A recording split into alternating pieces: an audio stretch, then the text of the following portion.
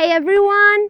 So we are in the Sawtooth National Forest and I want to tell you the story of how did these mountains got formed. So Idaho has always been in the North American plate. 100 million years ago though, there were very large tectonic forces that were pushing against the North American plate, and these forces were coming from another tectonic plate called the Farallon Plate. The Farallon Plate is a tectonic plate that was pushing against North America 100 million years ago, in a time we call the Cretaceous. When these two tectonic plates found each other, they created what we call a subduction zone.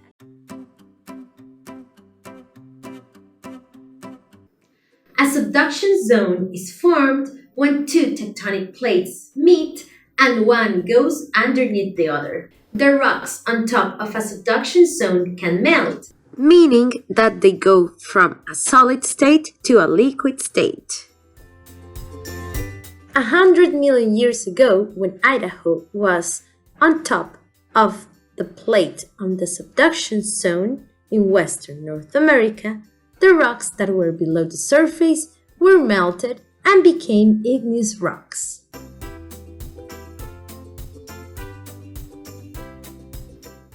A rock that melts forms a magma, and when magma cools down, it forms minerals that come together and form an igneous rock. If the magma cools underneath the surface, it forms intrusive rocks. But if the magma cools above the surface, it forms extrusive rocks. The type of igneous rocks that we will visit in Idaho are all granites, and granites are igneous rocks that are rich in minerals such as quartz and feldspars. These granitic rocks form a group called the Idaho Batholith, which was formed tens of kilometers underneath the surface.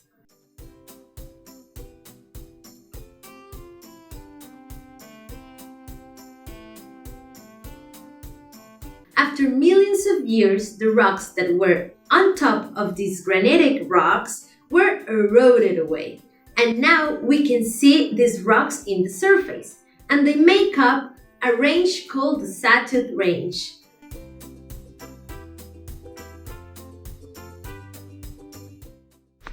Okay, hey there! So we are here in the Sawtooth Range and we're gonna go through the Iron Creek Trail to the Sawtooth Lake where the Idaho Batholith is exposed. Alright, so let's go!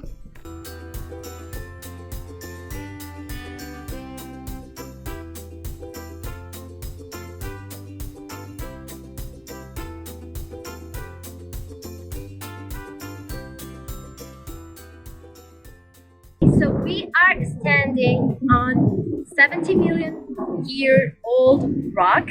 All of this rock is igneous rock. And I'm gonna show you what is an igneous rock, how does it look like when you hammer it, and what type of things should you look when you are going to study that. So let's walk.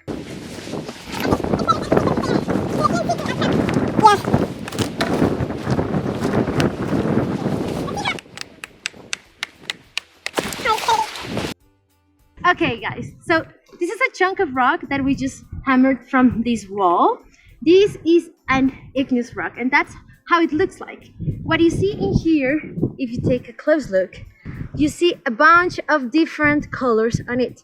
There are mainly 3 types of colors in here, and each color will tell us there is a mineral which crystallized out of the magma that made this rock. So remember, all of this was very hot, like 70 million years ago when there was a subduction zone. When these rocks are really hot, they start to cool down. So when they start to crystallize, they form some minerals that will take like different shape and different characteristics. Let's try to cut a fresh face out of this one.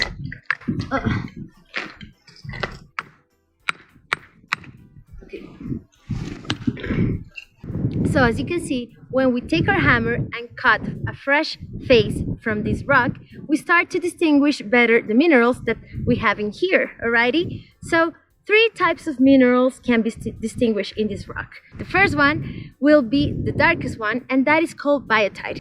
Biotite is the black mineral that I am pointing in here.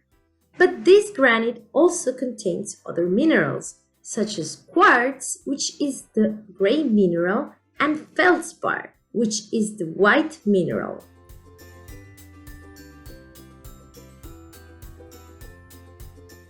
In summary, 100 million years ago, there was a subduction zone in the western part of the North American plate.